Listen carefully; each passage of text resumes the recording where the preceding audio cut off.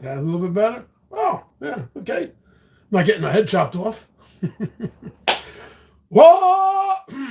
That was not a good start. Let's see if we wet the pipes a little.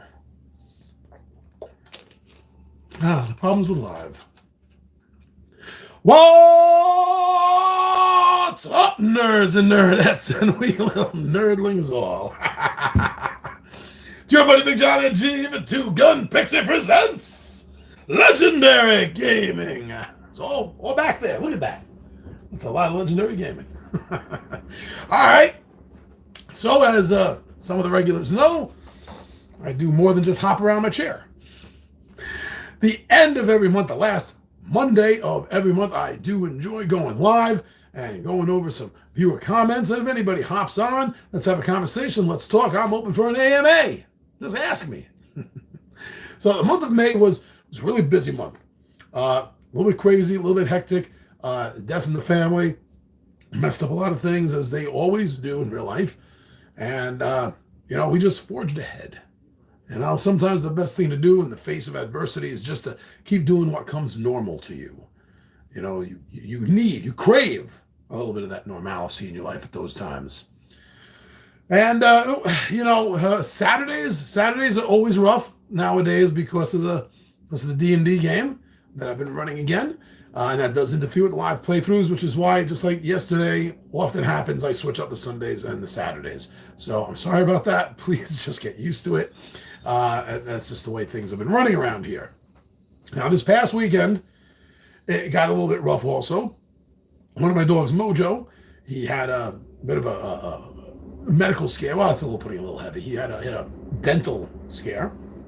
And so that was a big rush on Saturday morning, which was not the best day for it to happen. But is there really good days, good times for something bad to happen? So you just deal with it as they happen. So it happened a lot. I'm glad this isn't a drinking game. All right, but so we do have some really, have a lot of good comments, from our regulars mostly, but then from some others as well. So for building your Star Wars game collection, which is a Midday Monologue episode I did just last Monday, it looks like. And from our buddy Shogunstein, and go check out his channel, please. He has a great gaming channel. He covers more than just gaming on that channel. He does cover something that almost nobody else does cover when it comes to board games, and that's colorblind perspective. Very interesting. I'm glad he does that. So Shogunstein, he gave us a comment for the Building Your Star Wars Collection Midday Monologue Monday episode. And he said, the fact that we still call movies Star Wars or Empire versus Episode 4 or Episode 5 shows our age. Yeah, it does. But it also shows respect to the original versions of these movies. It's true. When people in our age category, Shogunstein, when you and me first went as little kids to go see Star Wars in the theater, the scroll didn't say A New Hope. So I'm always going to refer to Star Wars as Star Wars. But great movies, great games, right? Also, Shogunstein for our usually don't get comments on this. So every Monday, besides my Midday Monologue Monday episode that I do, I also drop at about 8 in the morning, I drop our weekly schedule, our 2GP weekly YouTube schedule. And it's just the thumbnails and a list of everything that is scheduled, has been filmed, recorded, uploaded, and ready for its release date. That's coming up. Yeah, we usually don't get comments. So Shogunstein said, legendary week of gaming. Indeed, it has been. And it always is. Yeah. Now, Friday Night Fillers, we just played this last Friday. We played Iron Helm, which is a game I've played a bunch of times here on the channel. It's an amazingly fun solo game. And this time I played Sortab, which was the Alchemist, right? And I got a reply from Anthony Rivera. I believe we've seen you here before. If I'm wrong, welcome. But I think we have seen you here before, haven't we, Anthony? Anthony said, very entertaining to watch. I like the energy and enthusiasm in your vids. A quick question about the video title, though. You titled it 6/26/23. Should it not have been 5/26/23? Great question, especially since anyone that watches more than a couple of these episodes knows that I am months ahead of schedule. So was this a missed drop from next month? No. I just scheduled it wrong. And there's actually a reason why I scheduled this Friday night filler originally. I fixed it. If you'll go look at it now, I fixed it. But the reason, and here you go. Here goes a surprise. Here goes a surprise for everyone watching this video that made it 5.5 minutes in already. We have a new episode, a new regular episode that is going to be dropping on Two Gun Pixie. Actually, it's going to be dropping every Monday, Wednesday, and Friday at 4 p.m. Eastern Standard Time, New York City time. And because I have all of next month finished. I have all of July written out, just waiting to be recorded over the next couple of days, the 13 episodes. And so I've been filming, editing, and uploading 13 videos in a row in the course of 2 days, all dated for June 6, the 6th month, which is why when I was quickly trying to switch up the Sunday episode, the Friday episode, I had to do the Friday episode, put the date on it. I had 6 in my head instead of 5. That's why. It was just a common mistake, and that's why it was made. But yeah, we have this great, I think it's great, really fun multi-week episode thing. It's starting up, and it's called 2GP D&D Quote the Bard. That's right. So we are going to be dropping some Dungeons and Dragons inspired poetry, all in the vein of a D&D bard, a medieval minstrel, and how they would tell these certain little short story tales. So I really hope that you enjoy it, because I'm having such an easy and fast time banging these out. But you know what? You know what this means? This means that starting next month, every Monday, Wednesday, Friday, adding that into the schedule, that means that Two Gun Pixie is officially up to a minimum of 11 videos a week. Is there any other individual? I'm not talking about a YouTube channel that has tons of different contributors, okay? I'm talking about YouTube channels that are run by like one person, like I'm doing. Are any of them as prolific as this? And I'm doing it all for fun. I'm doing it simply because I enjoy doing this. I'm not looking for fame and money. Whatever happens, happens. But this is initiated and done purely for love of doing this. The love of gaming, the love of YouTubing. That's why it's done. Definitely. Two Gun Pixie is the most prolific YouTube channel ever. I don't think any individual will ever be able to do as much as I did.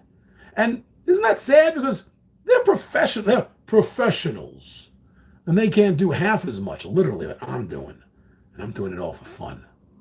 So whenever you hear a YouTuber, comment about how difficult it is, oh, you don't understand how hard it is to put up a video every week. I have to film in front of the camera, they'll say, like for an hour, and then send it to an editor. It is so exhausting. Yeah, well, if you hear anyone talking like that, they're full of shit. They are. And if they doubt it, just look at my channel. Look at what I'm doing simply for fun. And not what I'm doing now, but put into consideration that this has been done for 6 years. And I still got all the passion in the world, as you can see. This is not ending anytime soon. For fun. Fun. All these professionals that whine and cry and bitch and kvetch about how tough it is to be a YouTuber. No, seriously, I'm up to 11 videos a week. That's minimum. That's without even adding something in. And you don't know how badly I want it. I wanted to make it 12. The OCD in me wants that 11 to be a 12 so bad. But yeah, so look forward to that. But that's the long-winded reason why I mismarked that for 6 instead of 5 in the month. Woo! But also for the Iron Helm, we have Bran. All right, Bran. Thank you very much for watching the video, stopping by, and leaving a comment. And Brand said, Two Gun has the best Iron Helm playthroughs out there. Always a pleasure. Thank you. It's always a pleasure to see comments like that, especially after the rant I just gave. Saying that everything I do here is simply done for fun. To hear someone say that it's enjoyable, or as you said, the best. We're all entitled to our opinions. I think my videos, playthroughs may be really good. Whether they're the best or not, I don't necessarily think so. But thank you. Thank you for finding that opinion inside of yourself and sharing it with me, because that does make me feel a lot better, Bran. So yeah, there's going to be more. And if you saw the earlier drop today, it was at 7 or 8 o'clock a.m. when I did the Two Gun Pixie weekly YouTube guide, you'll notice that this Thursday, very interesting for any fan of Iron Helm out there, this Thursday we're doing an episode of Brawlin' Board Games, which has been a new series I've been doing on and off for a few months now. And in this particular episode, we are going to be pitting, we already have, it's recorded, edited, uploaded, but we are pitting Iron Helm up against Unbroken.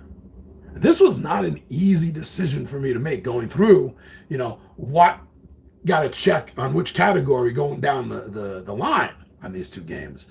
So if you're a fan of either of those two, you're definitely going to want to be here Thursday to check out Brawlin' Board Games. Now, besides Brand, we had Clean Sweep 38, one of our oldest, besides Shogunstein, one of our oldest regular friends here at Two Gun Pixie. And the two comments that you made, now this is something, I've seen other YouTubes where somebody makes a mistake. Somebody's doing a playthrough and they make a mistake. And, sometimes there are individuals in the comment section that are relentless, that just dig at them for making a simple mistake. God, it must be nice to be perfect out there, huh? But when I make a mistake, I really enjoy Clean Sweep 38 because he never picks on me. He never attacks me. He simply points things out. And he points that out so that I know that I made the mistake and that next time I play, I will have a better, more enjoyable session. That's really cool. That's the way to leave a comment, everyone, is to be positive. Even if there's something negative you're commenting about, you can be creative in your criticism. You can be positive in your criticism. And Clean Sweep 38 is the kind of regular viewer friend that any YouTube channel would be happy to have. So thank you very much from the bottom of my heart, Clean Sweep. You're always very cool. Hey there! Yeah, you wrote that. You had just missed. That came in like a few minutes after the video ended. You just missed it, Clean Sweep. I'm so sorry. I love having you there live. We always have some good conversations. But yeah, hey there, right back at you. And let's see, moving on. Actually, I want to put a little mark on these so I know I've taken a look at them. Now, what's in the Pixies box? This was last Wednesday. I think this might have been the first of this particular company. There's a lot coming up.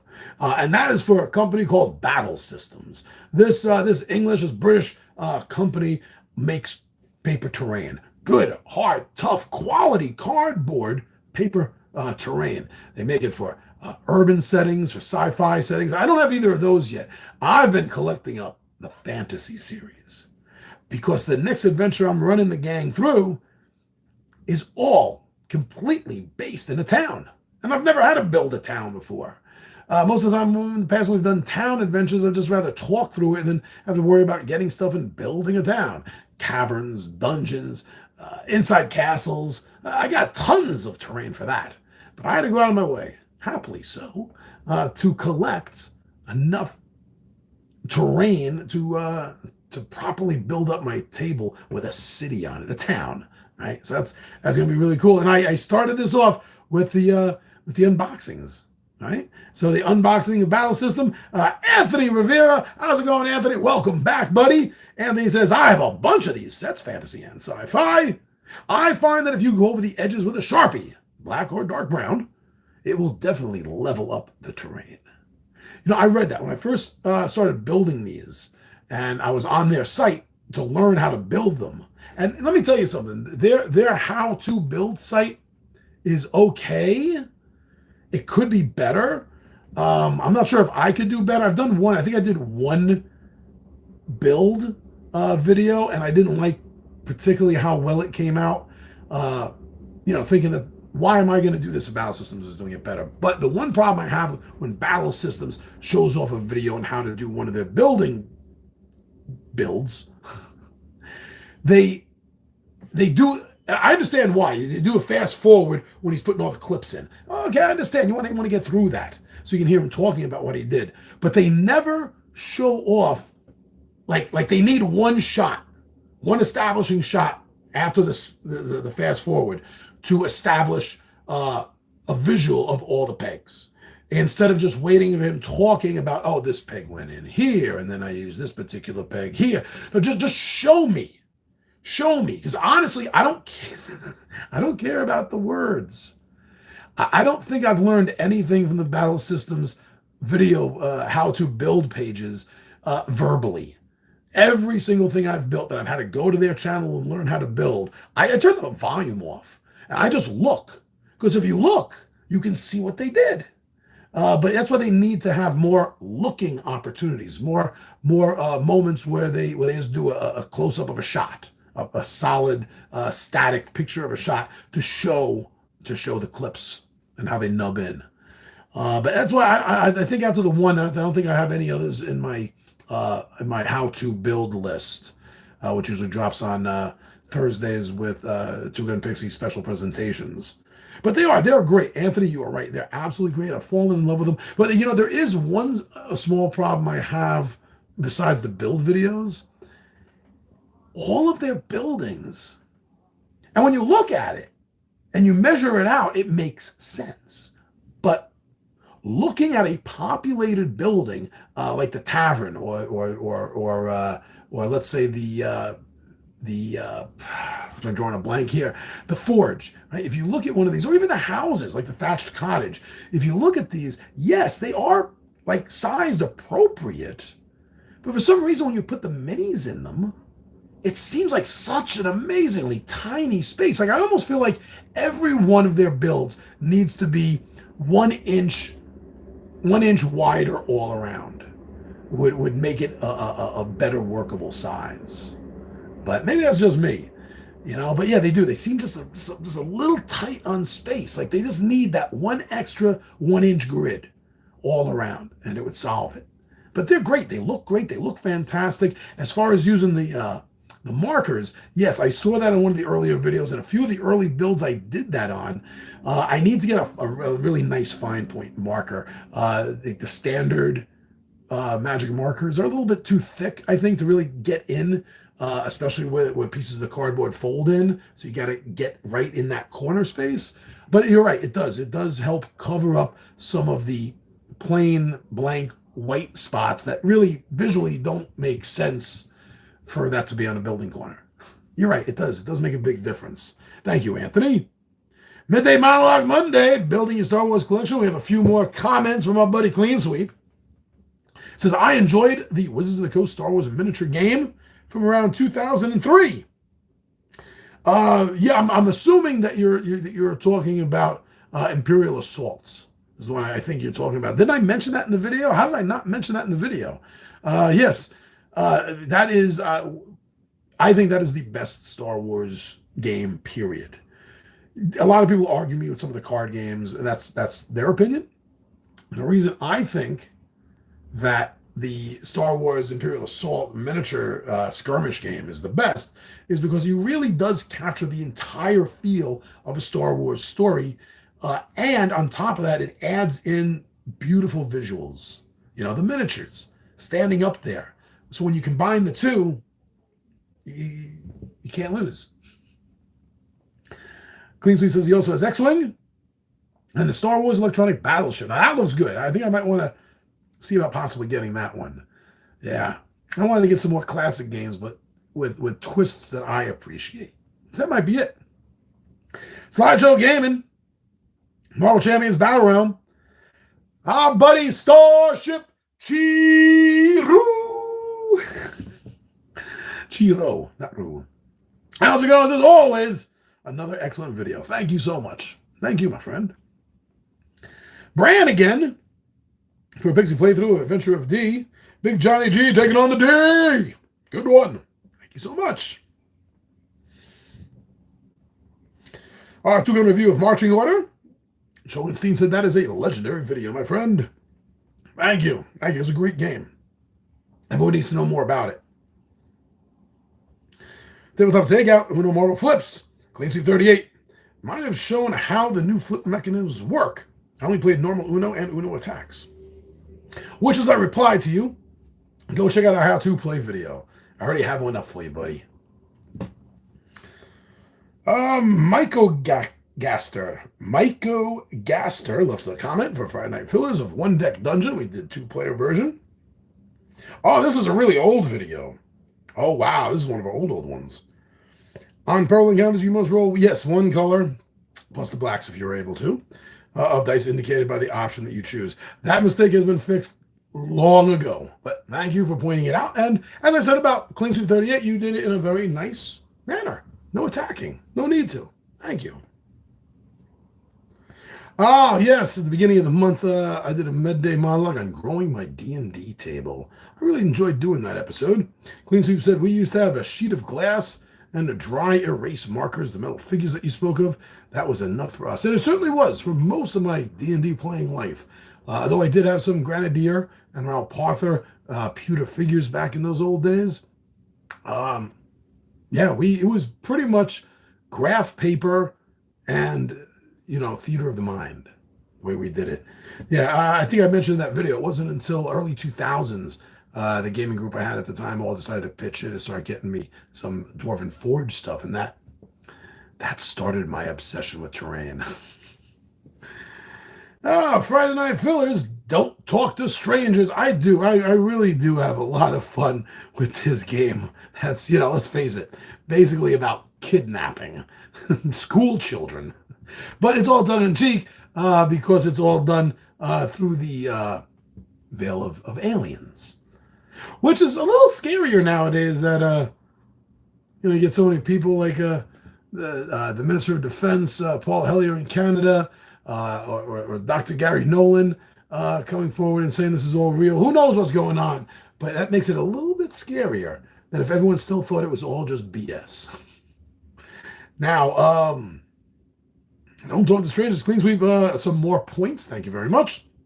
When you took the extra turn with the Men in Black, you stopped drawing up to 5. When you start drawing after the free turn of your hand limit. Yes, I would have been knocked back down to the hand limit. You're correct on that.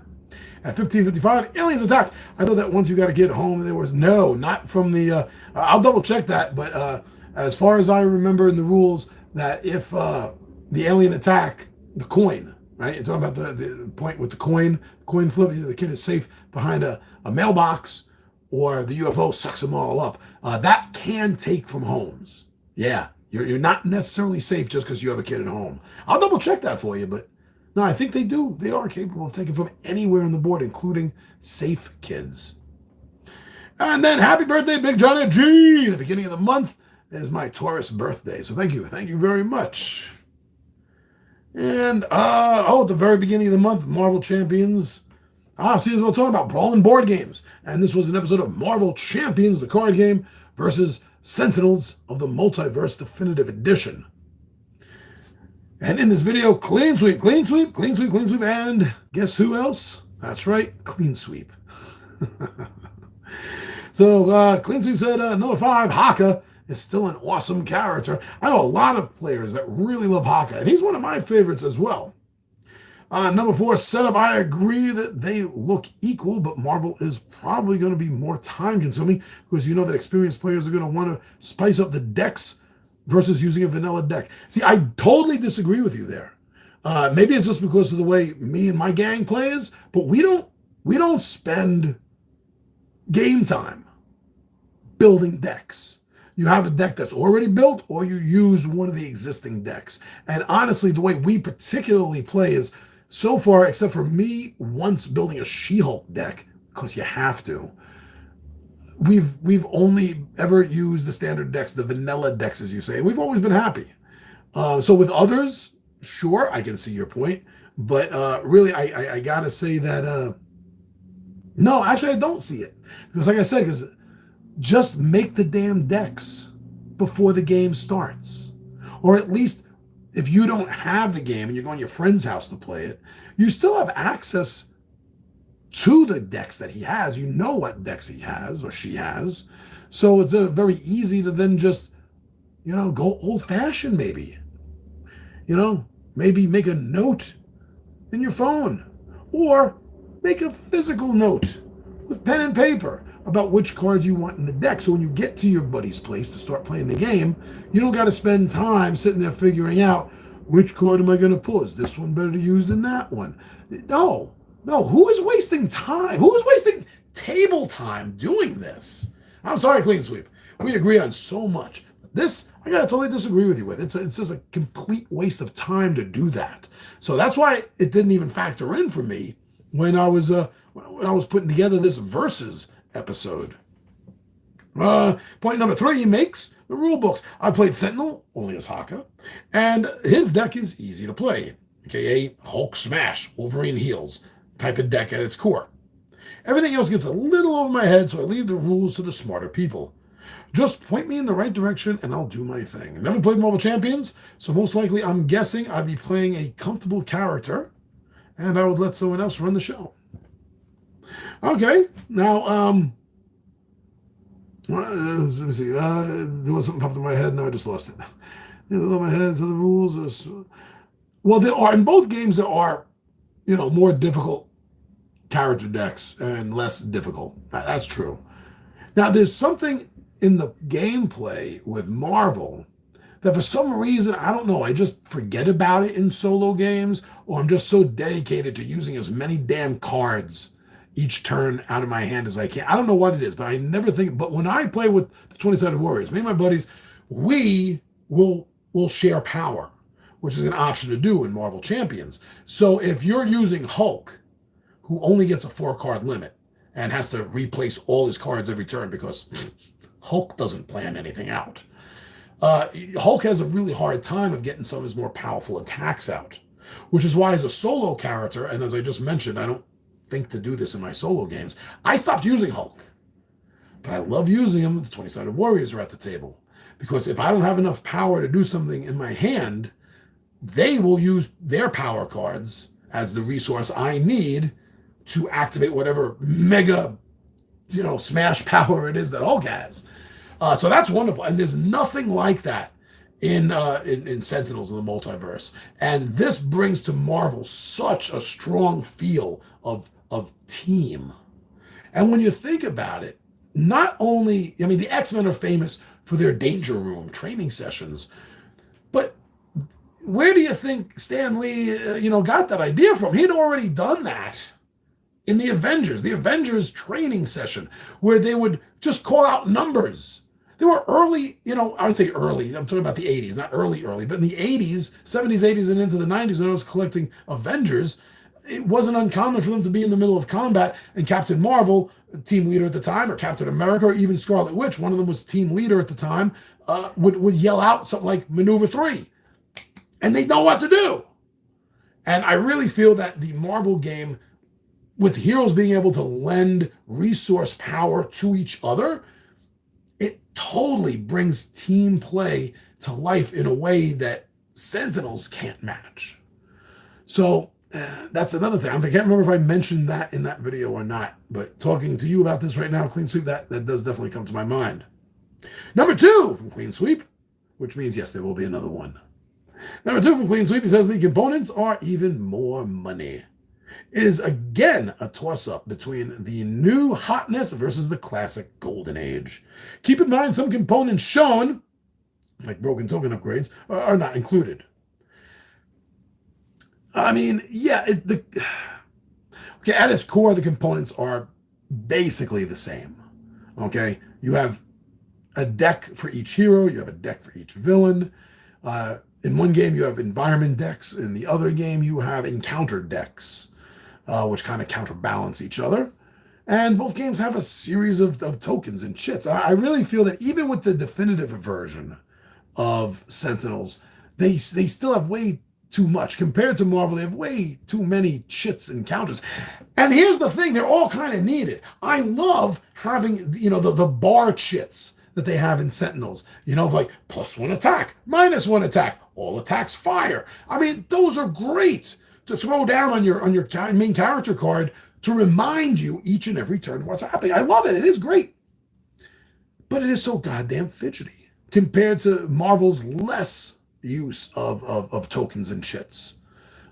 Makes in that respect, to me, it makes Marvel more accessible, because even though it's just a little less of something fidgety and annoying is a great boon.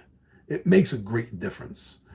So the components, it's tough. It's a push, but the fact that there's less components slightly with Marvel makes it a little bit better, I guess. So Clean Sweep's number one comment of his top 5. Art style is subjective. Yes, you're correct. Art style is subjective. Marvel Champions is a modern styled artwork to represent today's new hotness, while Sentinels is meant to represent the golden age of comic art. It is. We also see that if you follow the art style from Sentinels, from the very first edition to the enhanced edition to the definitive edition, especially the definitive edition, we see marked improvements in the art style. The first edition, and even the second edition, the enhanced version, got a lot of slack from people about a lot of people not liking the artwork. And I can understand where they're coming from, because, being who was a lifelong collector of comics until a few years back, going all the way back to the 70s, being here in New York City, walking down small stores like that you find in St. Mark's Place, where they have a ton of underground comic books. I was never into a lot of the underground comic books, because to me, and I know, again, this is subjective, and it's, some people might not like to hear this, but the art sucked. I couldn't personally, I couldn't get into most of the art in these underground comic books. Even to this day, I don't think most of those people should be paid artists, but that's my own opinion about what I consider art, because art is the same exact thing as beauty. It is 100% the same, and it is in the eye of the beholder. Nobody can tell you who is beautiful, who is attractive, what is attractive or beautiful. No one can tell you that. Only you, what you see and how you react to it, is going to be the only definitive answer to that. So I get all that. I see how the artwork has improved. And I think it goes beyond, though, what you said about the Marvel game just, being the new hotness in art. The reason I don't really agree with that is because it's just Marvel art. They didn't create a new art style to be hot for this game. They're just using standard Marvel art, and Marvel has the money to pay, what they would consider in each individual case, the best artist that they can get. So that is the main reason I think that the art style is so completely different, is you have actual professional comic book artists who have been working in massive lines of one, two, or both of the two big companies, Marvel and DC. And these artists have been working for years, for decades, on this particular level of professionalism. And yeah, I'll say it. The Sentinels of the Multiverse, I enjoy the art, but I think the level of professionalism is down here, while the Marvel one is up here. So is it subjective? Yes, we're both in agreement of that. But these are the reasons why I say this. I'm not just picking an answer out of thin air. To me, it does make a big difference, and I can deal with the Sentinels artwork. It's fine. But you know what? Unless the writing was absolutely amazing, the stories really grabbed me by the throat, I wouldn't buy a comic book. I wouldn't spend, what are comic books now, like $5? I wouldn't spend $3, $4, $5. Even back in the 80s, I wouldn't have spent $1 on a comic book with that art, unless, like I said, the storyline was so absolutely freaking amazing that I couldn't put it down. But yeah, otherwise, if the story was any less, the art would detract from it too much. That's me personally. A lot of people like art that I don't understand. Eye of the beholder. That's what it comes down to.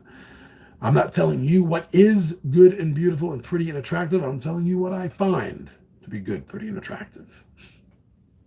All right, clean sweep. That was a lot of nice comments. Thank you. And that brings us back to the end of the month.